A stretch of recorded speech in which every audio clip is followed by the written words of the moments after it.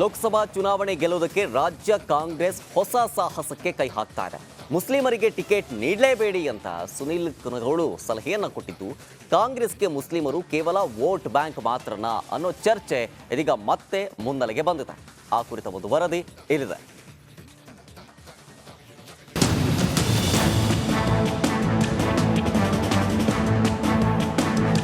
ಎರಡು 2024 ಮಹಾಭಾರತ ಮಹಾ ಸಂಗ್ರಾಮಕ್ಕೆ ಕೇವಲ 3 ತಿಂಗಳು ಮಾತ್ರ ಬಾಕಿ ಉಳಿದಿದೆ.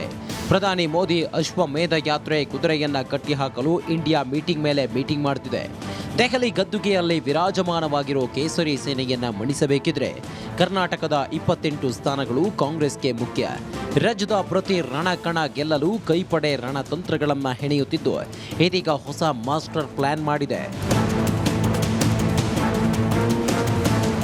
ಕಾಂಗ್ರೆಸ್ನ ಚುನಾವಣಾ ಚತುರ ಸುನೀಲ್ ಕನಗೋಲು ಕೆಪಿಸಿಸಿಗೆ ಹೊಸ ರಣತಂತ್ರ ಹೇಳಿಕೊಟ್ಟಿದ್ದು, ಸಾಫ್ಟ್ ಹಿಂದುತ್ವ ಪಾಲಿಸಲು ಸೂಚಿಸಿದ್ದಾರೆ.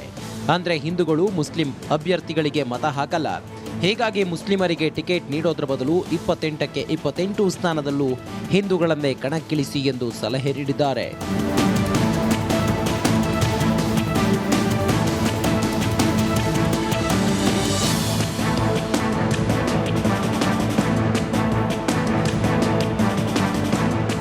ಇನ್ನು ಬಿಜೆಪಿ ಅಂತೆಯೇ ಕಾಂಗ್ರೆಸ್ ಸಹ ಮುಸ್ಲಿಮರಿಗೆ ಟಿಕೆಟ್ ನೀಡಲ್ವಾ ಅನ್ನೋ ಅನುಮಾನ ಬಲಗೊಳ್ಳಲು ಕಾರಣವಾಗಿದ್ದು, ಗೃಹ ಸಚಿವ ಪರಮೇಶ್ವರ್ ಅವರ ಈ ಹೇಳಿಕೆ. ನಾವು ನಮ್ಮಲ್ಲಿ ಒಂದು ನೀತಿ ಇದೆ ಕಾಂಗ್ರೆಸ್ ಪಕ್ಷದಲ್ಲಿ. ಯಾವ ಸಮುದಾಯಗಳು ಗೆದ್ದು ಬರೋದಕ್ಕಾಗೋದಿಲ್ಲ, ಜನರಲ್ ಎಲೆಕ್ಷನ್ಸಲ್ಲಿ ಗೆದ್ದು ಬರೋದಕ್ಕಾಗೋದಿಲ್ಲ, ಅಂಥವ್ರಿಗೆ ನಾವು ವಿಧಾನ ಪರಿಷತ್ತಿನಲ್ಲಿ ಆಗಲಿ ಅಥವಾ ಸರ್ಕಾರದಲ್ಲಿ ಸ್ಥಾನಮಾನಗಳನ್ನು ಕೊಡ್ತಕ್ಕಂಥ ಮೊದಲಿಂದನೂ ನಡ್ಕೊಂಡು ಬಂದಿದೆ, ಏನು ಹೊಸದೇನಲ್ಲ.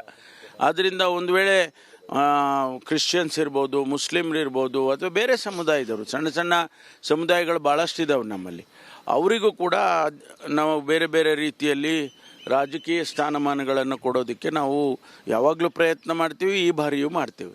ಕೇಳಿದ್ರಲ್ಲ, ಕಾಂಗ್ರೆಸ್ಗೆ ಮುಸ್ಲಿಂ ವೋಟ್ ಬೇಕು, ಆದರೆ ಮುಸ್ಲಿಂ ನಾಯಕತ್ವ ಬೇಡ ಅನ್ನುವಂತಹ ಸಚಿವರ ಮಾತನ್ನ ಬಿಜೆಪಿ ಪ್ರತಿ ಹೆಜ್ಜೆಗೂ ಟಕ್ಕರ್ ನೀಡಲು ಮುಂದಾಗಿರೋ ಕೈಪಡೆ ಇದೀಗ ಒಂದು ಹೆಜ್ಜೆ ಮುಂದೆ ಹೋಗಿದ್ದು, ಹಿಂದುತ್ವದ ಅಸ್ತ್ರ ಪ್ರಯೋಗಕ್ಕೆ ಮುಂದಾಗಿದೆ.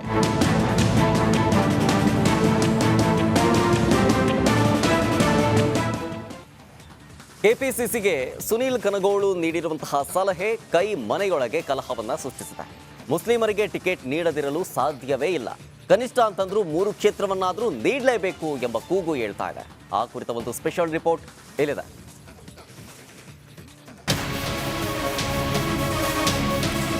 225 ವಿಧಾನಸಭಾ ಕ್ಷೇತ್ರಗಳ ಪೈಕಿ ಭರ್ತಿ 135+ ಕ್ಷೇತ್ರಗಳನ್ನು ಗೆದ್ದು ಕಾಂಗ್ರೆಸ್ ಕರ್ನಾಟಕದ ಗದ್ದುಗೆ ಹಿಡಿದಿದೆ. ಈ ಬಾರಿ ಕಾಂಗ್ರೆಸ್ ದಿಗ್ವಿಜಯದ ಹಿಂದೆ ಮುಸ್ಲಿಂ ಸಮುದಾಯದ ಗಟ್ಟಿ ಬೆಂಬಲ ಇತ್ತು. ಬರೋಬ್ಬರಿ 90% ಮುಸ್ಲಿಂ ಮತದಾರರು ಕಾಂಗ್ರೆಸ್ ಕೈ ಹಿಡಿದಿದ್ರು. ಆದರೆ ಲೋಕಸಭಾ ಚುನಾವಣೆಯಲ್ಲಿ ಕಾಂಗ್ರೆಸ್ ತನ್ನ ರಣತಂತ್ರ ಬದಲಿಸುತ್ತಿದ್ದು, ಅಲ್ಪಸಂಖ್ಯಾತ ಸಮುದಾಯದೊಳಗೆ ಕಾರ್ಮೋಡ ಆವರಿಸಿದೆ. ಈ ಬಾರಿ ಮುಸ್ಲಿಮರಿಗೆ ಟಿಕೆಟ್ ಸಿಗಲ್ಲ ಎಂಬ ಸುದ್ದಿ ರಿಪಬ್ಲಿಕ್ ಕನ್ನಡದಲ್ಲಿ ಸ್ಫೋಟಗೊಳ್ಳುತ್ತಿದ್ದಂತೆ ಕಾಂಗ್ರೆಸ್ನ ಮುಸ್ಲಿಂ ಸಚಿವರು ಎಚ್ಚೆತ್ತಿದ್ರು.